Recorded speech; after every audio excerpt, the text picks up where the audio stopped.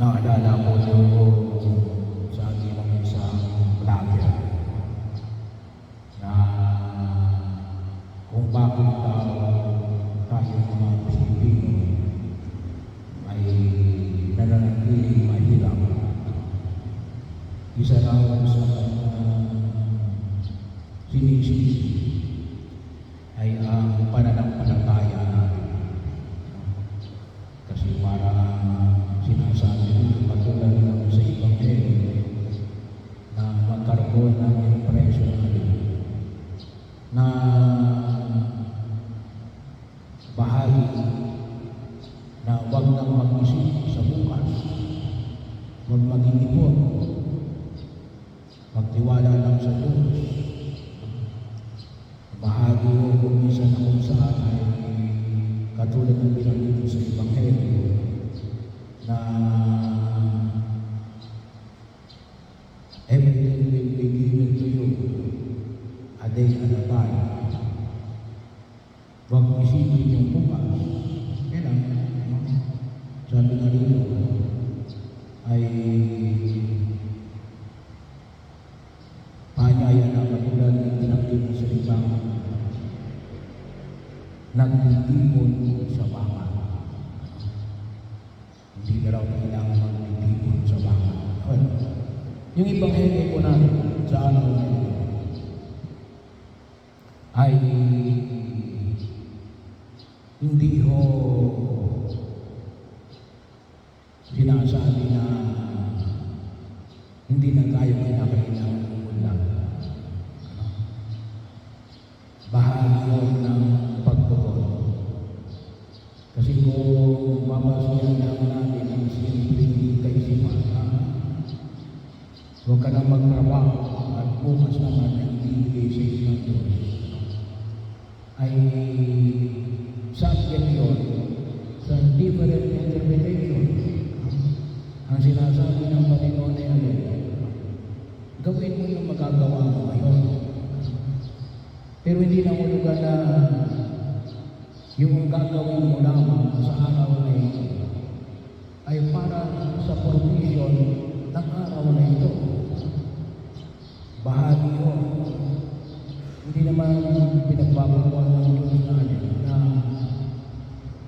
ayusin mo yung darating na bukas. Ang binibigyan mo ng Ebanghelyo na rin na unahin mo ang Diyos.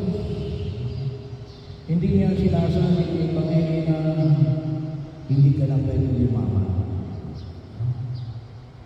Pwede kang yumaman.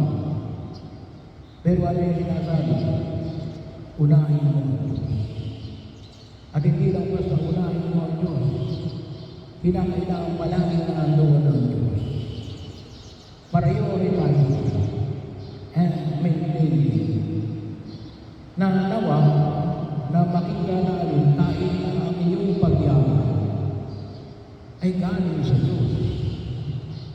Bahagi yung bakit nasunod ka sa kanyang mga utos. Ang sinasabi yung sa Ebanghelyo ay kung makikita natin na hindi ka makapagpili ko ng sabay sa dalawang Panginoon, ay sinasabi dito na may mga pagkakataon na you will use the other at the expense of the other. Ibig sabihin, di bali ng yumaman kahit na makalimutan ng Diyos. Hindi rin sinasabi na maka-Diyos ka, pero hindi ka na kikilos para yumaman o lumago. The one does not exclude the other. Hindi ibig sabihin, hindi mo ang pagpili mo sa iba, sa isa, ay hindi mo inaalis yung isa. Ang sinasabi ko na Jesus sila unahin mo ang Diyos. Unahin mo ang Diyos. Hindi pwede mo sinasabi na hindi dahil inuna mo ang Diyos, hindi ka na pwedeng yumaman. Pero kapag inuna mo ang Diyos, yumaman ka man o hindi, yun ang mahalaga. inuna mo ang Diyos. Yung ayaw na Jesus sinalin, maaari kasi yumaman ka, pero wala kang Diyos. Nakalimutan mo na ang Diyos. Hindi ka na nagsisipa. Hindi ka na lumalago sa iyong pananampalataya. Ang gawain mo na lamang yan, ang kumita ng pera. So, ibig sabihin, yung binigyan mo ng pansin ay ang kayamanan and on the process, kinalimutan mo na ang Diyos. Bahagi yun.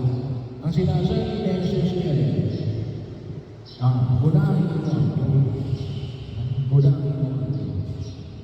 Hindi ipinagbabawal ng Diyos si Maria na ikaw ay yumaman.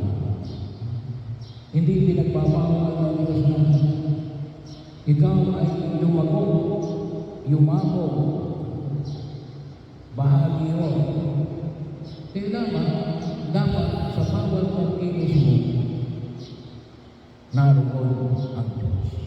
At yung pagyaman mo ay alin? Ay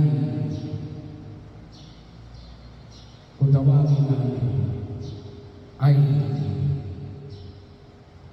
hindi dahil sa pagtakwil mo sa Diyos o dahil isinasantabi mo ang Diyos. Yun ang ibig sabihin. Bahagi yun. Kaya, kinakailangan din yung i-work out. Kinakailangan yung patuloy na pag-ulinan at evaluation. Kasi, tama rin naman na kuminsan na yung pagyaman, baka hindi natin namamalayan, akala natin ang pagkilos natin yung maka-Diyos.